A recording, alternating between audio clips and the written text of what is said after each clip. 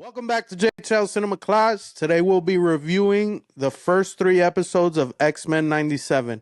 What do you guys think? Do you guys enjoy the first three, or did you guys think it was a little too much? I enjoyed it. I think at least those first 3 episodes were on par with what we seen in the previous season.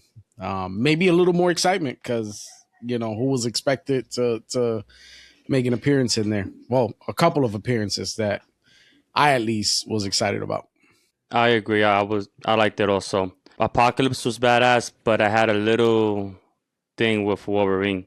You guys didn't feel like his future mask looked a little bit like Batman? There were certain scenes I was like, what the fuck going on here? Is that Batman? This came to Marvel, but There's always been a debate about that though, that mask was Well, I think he means the coloring more than the actual. So you know the dark blue, that navy blue thing, and you remember Batman for a time, it wasn't black; it was more like a dark bluish. So I understand what he's saying. yeah, when he first appeared, I was like, what the fuck? But then I was like, oh wait, that's fucking Wolverine. Fucking shit up like always. I do like how they portrayed Wolverine though. That scene where he's freaking running on the wall and then bouncing on top of the robots and tearing crazy to me. Did you guys peek that he didn't have that adamantium claws? I enjoyed the all 3 episodes, man, and I'm a big fan of Storm. And when she peeped out, bro, that she came out with her powers, bro, she showed why she a badass bitch. For real, for real. She went in that bitch and fucked shit up. And to your point, Wolverine was dope. Not having the adamantium claws and having like the bone claws. And as they broke off, they just kept regenerating was fire as fuck to me. Did you guys enjoy the future team, or did you guys enjoy watching the past team better?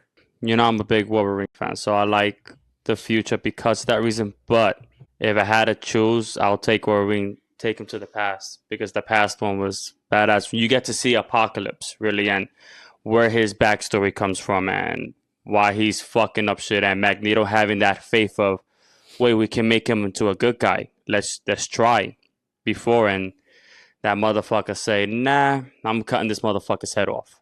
Like that shit right there. I gotta agree with Jay. I'm gonna be honest with you. Even though like the heavy hitters were in the future, that past story of Apocalypse, and I was telling you Lazz earlier that pre-apocalypse, bro, he looked dope as fuck. You could tell like he was whooped. He was a slave, and then he just wanted to free his people, and then you see like where it becomes overboard and where he's like, you know what, man, fuck these guys. I'm killing everybody. I don't give a shit. If you're not a mutant, you're dying. Like that whole storyline was dope. Where you saw where he was like a caring dude to just wanting to free his people to turning into, man, I don't, you know what? I don't care no more. I'm gonna destroy everybody in my way, and we're just gonna be these guys. I don't care no more.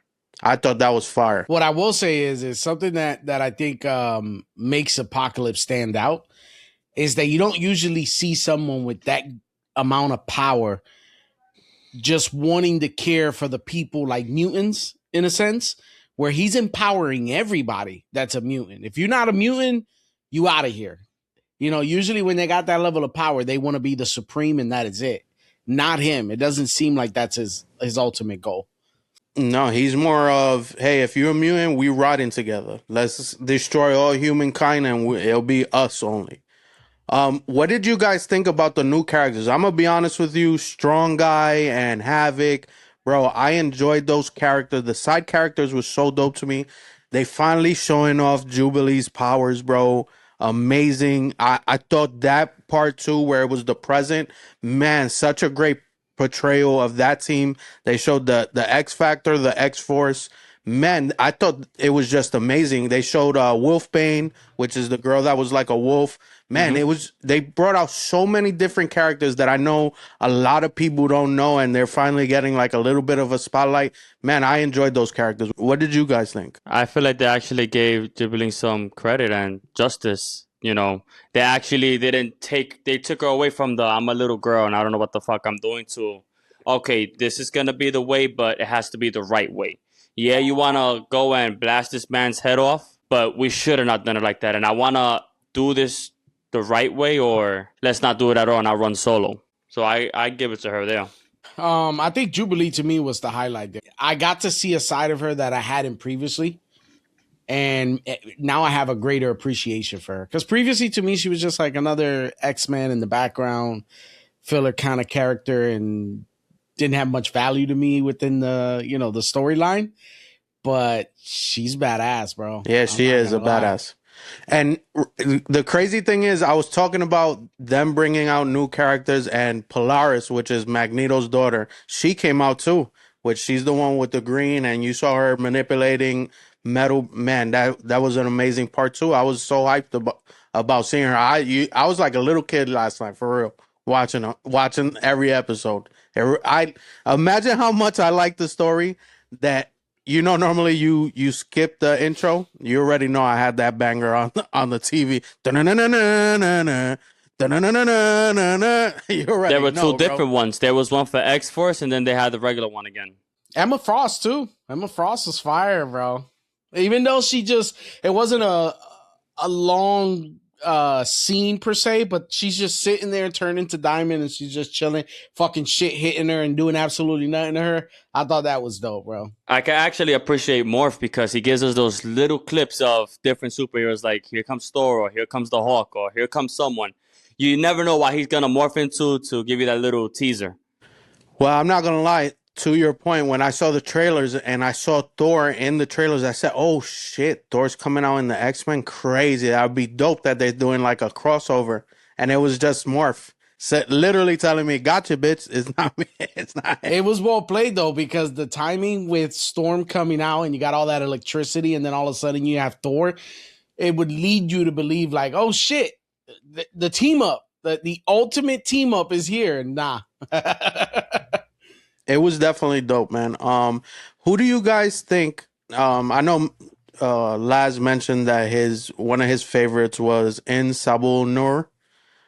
Who do you guys think like stood out to you guys in this season? Like to Lazz's point, he said that dude, I don't really know his name, In Sabul Nur, whatever the fuck his name was. And we're gonna put a picture of that motherfucker somewhere around here, so you know who the fuck we talking about.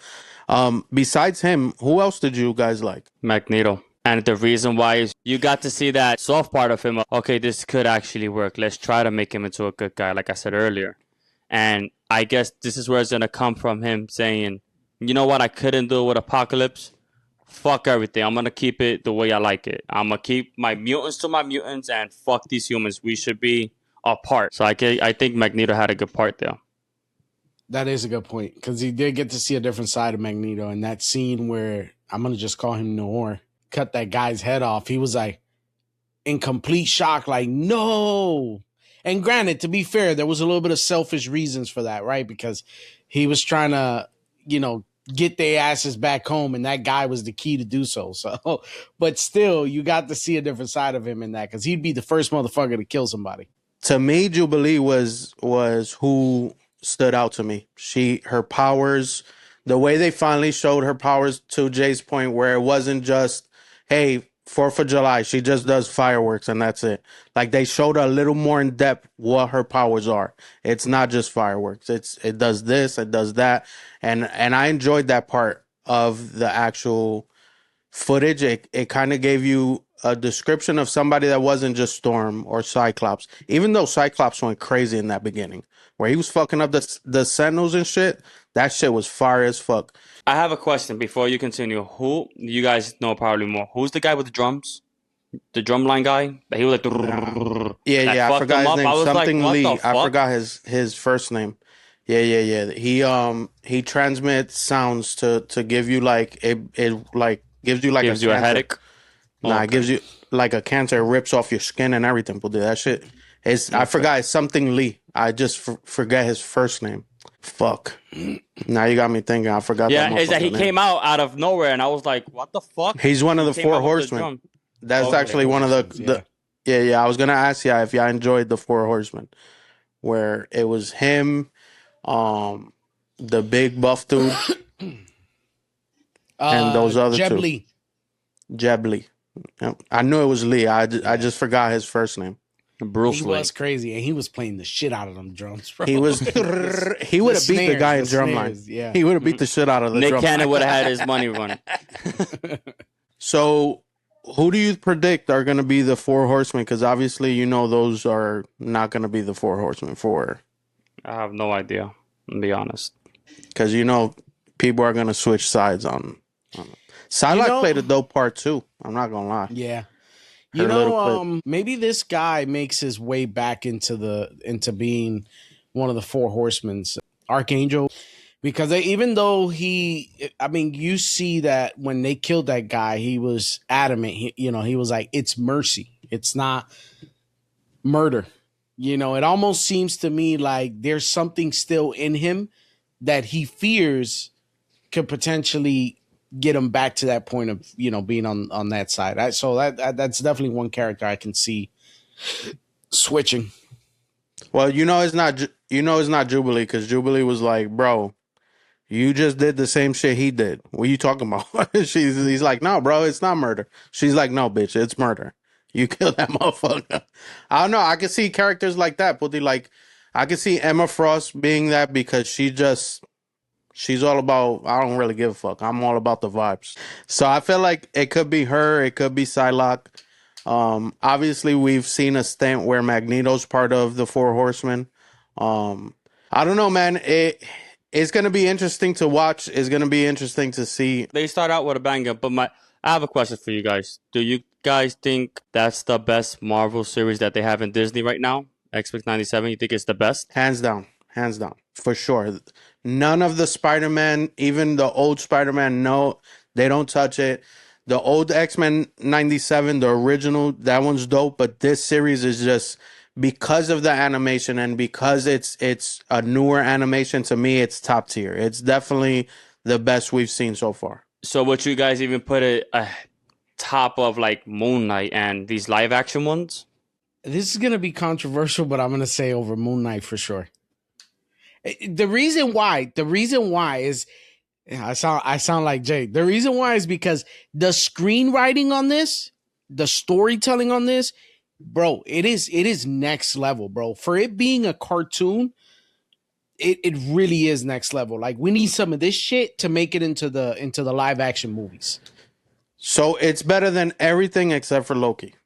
To me, Loki's writing was top tier, especially that end season where he puts the timelines together and puts everything back in its place. To me, that was top tier writing. Not only that, because it's not animation and you actually see good CGI, because his part was good CGI.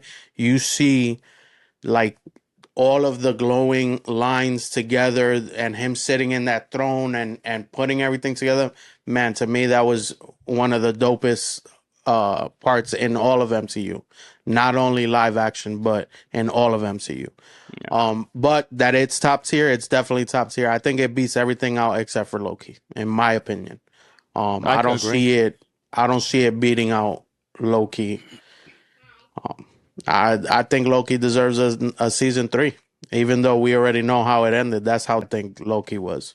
What do you guys think is going to happen after these 3 episodes? What do you guys predict going to occur in the X-Men 97? I feel we may see some sort of crossover, some characters from the Avengers. I'm not saying we'll see the whole Avengers, but I think we'll see a couple. I mean, I can see that. I can definitely see that. I definitely want to see more of the past. I definitely want to see more of Sabanur, whatever his name is. I definitely want to see more of that. I want to see the Havoc where I would love to see the full backstory of Apocalypse on how he became the demon that he becomes. Because let's be honest, anybody that's read a comic about Apocalypse or anybody that's seen Apocalypse in any X-Men, he's a fucking Havoc. He's a menace, and I'd like to see that.